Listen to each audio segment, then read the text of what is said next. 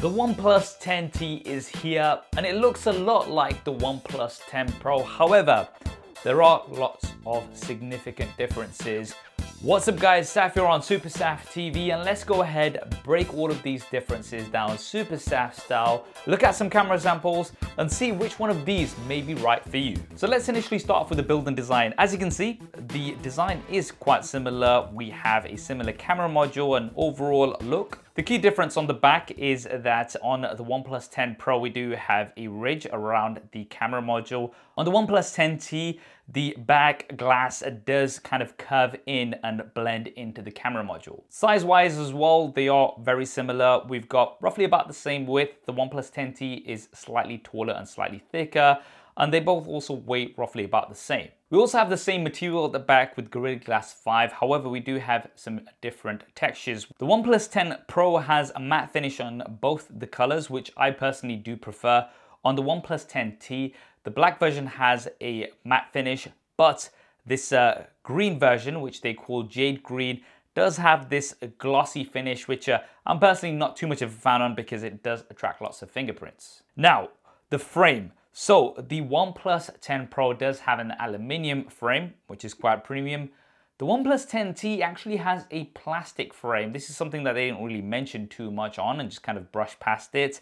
So for a premium flagship to have a plastic frame, I mean, I'm personally not too keen on that. However, if you did watch Jerry Rig Everything's bend test on the OnePlus 10 Pro, you'd have seen that it completely snapped in half. Now that's despite the fact that it's got an aluminium frame, so I'm not sure how the OnePlus 10T will fare. We're gonna have to wait for Zach's test on that. But generally speaking, having an aluminium frame compared to a plastic frame, I don't know, personally I don't mind plastic if it's for the back material, but for the frame, not so sure. Now while we're on the topic of the frames, might as well just mention that the OnePlus 10T does not have an alert slider. An alert slider is something that's really made OnePlus phones unique somewhat, and they have not included this. The reason being that there is no internal space. I'm not sure how you guys feel about that. Personally speaking, I don't use the alert slider too much, but I know a lot of people use it a lot and it really kind of identifies OnePlus as a brand. But now this is gone. Now, neither of the devices have an official water and dust resistance rating. However, they do seem to be watertight. I'm personally not going to be doing any tests on these. Right, now let's flip these around and talk about the displays. So first up, we have a flat display on the OnePlus 10T. We've got a curved display on the OnePlus 10 Pro. The OnePlus 10 Pro also has Gorilla Glass Victus compared to Gorilla Glass 5 on the OnePlus 10T, so it is going to be a bit more durable. And both devices have slim bezels, however you do get a slightly larger display on the OnePlus 10 Pro because of its curved sides. Now another key difference that you're going to notice straight away is with the punch outs. So we do have a side punch out for the front facing camera on the OnePlus 10 Pro. On the OnePlus 10T, we've got it in the center. I think this really comes down to personal preference. I don't mind one or the other. They both do make for some interesting wallpapers.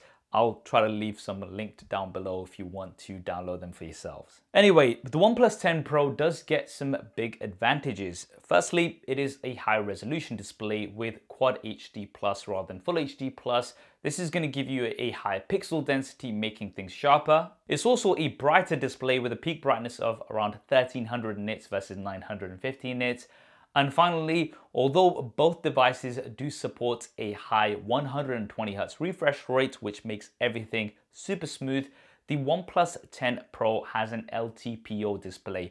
What does that mean? Well, it means that it can adapt the refresh rate depending on what you're viewing, and it can go all the way down to around 1 Hz. So when you've got static content like this, it doesn't really have to refresh 120 times a second. It can just do that 1 time a second and it's going to save on battery life. The OnePlus 10T does not have an LTPO display, so it can go down just to 60 Hz. So for all of those reasons, the OnePlus 10 Pro does get the overall win for the display. Now both displays have an in-display fingerprint scanner, which is really fast and works really well. This is an optical in-display fingerprint scanner. However, the positioning is a little bit different. The OnePlus 10 Pro has it more towards the middle, whereas the OnePlus 10T is a little bit more at the bottom. Personally speaking, I do prefer the OnePlus 10 Pro. It's a bit more comfortable and easier to reach, especially with this large display.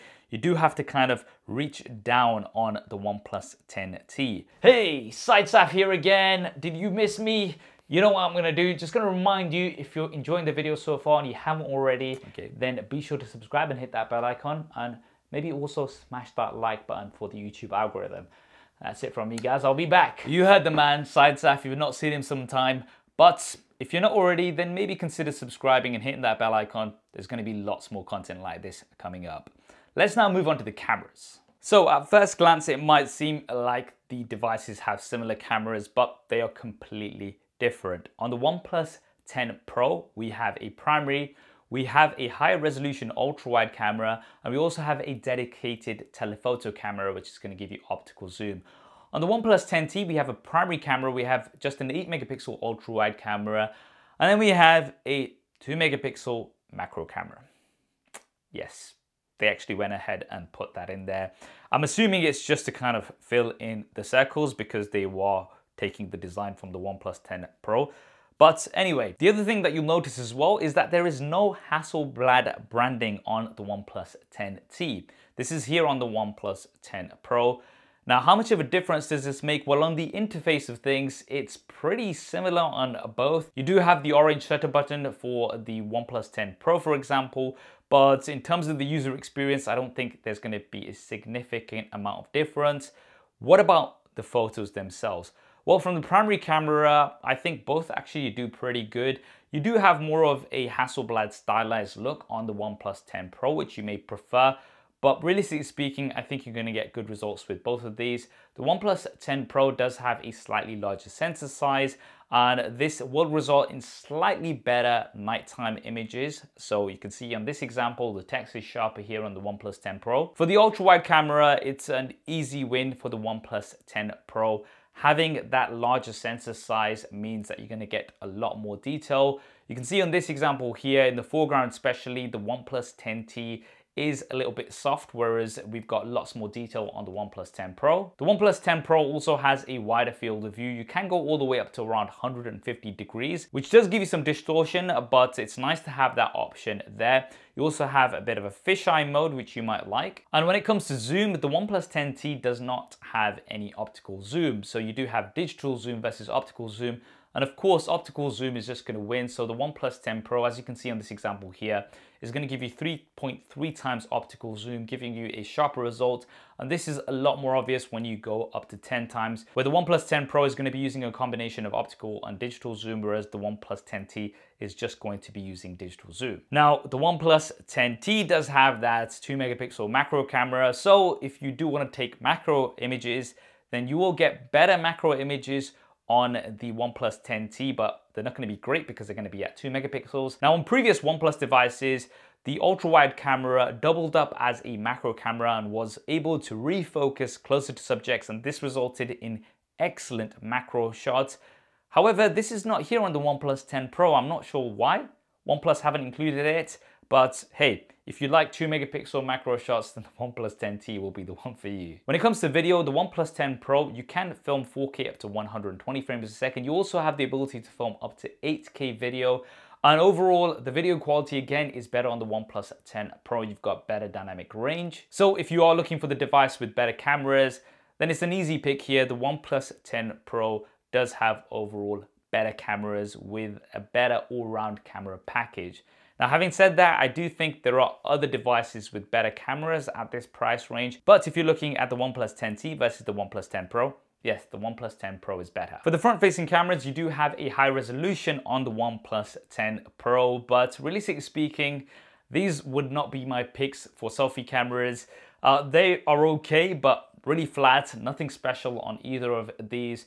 And both of them also only film up to 1080p from the front-facing camera, which in my opinion for 2022 for flagship devices is really not acceptable.